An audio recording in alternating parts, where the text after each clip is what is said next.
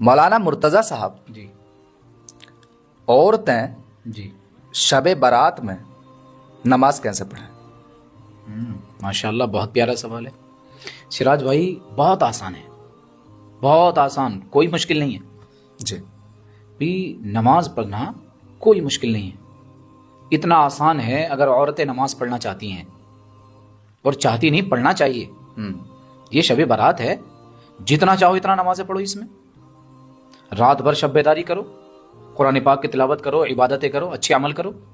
اگر آپ چاہتی ہیں 2 رکعت نماز پڑھیں تو 2 بھی پڑھ سکتی ہیں. آپ چاہتی ہیں کہ ہم 4 رکعت پڑھیں تو 4 بھی پڑھ سکتی ہیں. آپ چاہیں کہ ہم 8 پڑھیں تو 8 بھی، 12 چاہیں 12، 14 چاہیں 14، مطلب جتنا چاہیں اتنا آپ پڑھ سکتی ہیں.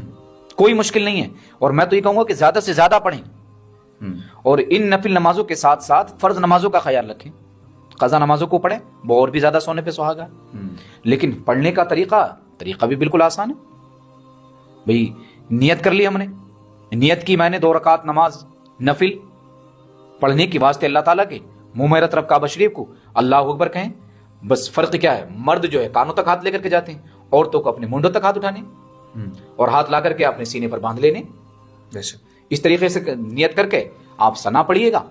ثنا پڑھنے کے بعد میں اعوذ باللہ بسم اللہ پڑھ کے الحمد شریف پڑھیے گا.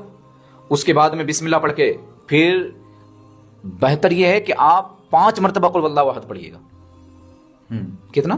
5 مرتبہ قل واللہ احد پڑھیے گا. اس طریقے سے آپ 2 رکعت کر کے 8 رکعت نماز پڑھ لیجیے گا، 14 رکعت پڑھ لیجیے گا. آپ کو اس کا بہت ثواب ملے گا. یہ نماز پڑھنے کا آسان طریقہ ہے. اسی طریقے سے نماز پڑھے گا. یا اس کے علاوہ آپ کو کوئی اور صورت یاد ہے تو 14 رکعت نماز پڑھ لیجیے گا. اس میں آپ کوئی بھی صورت پڑھ سکتے ہیں. اس کی فضیلت الگ ہے، اللہ روزی میں بھی برکت دے گا.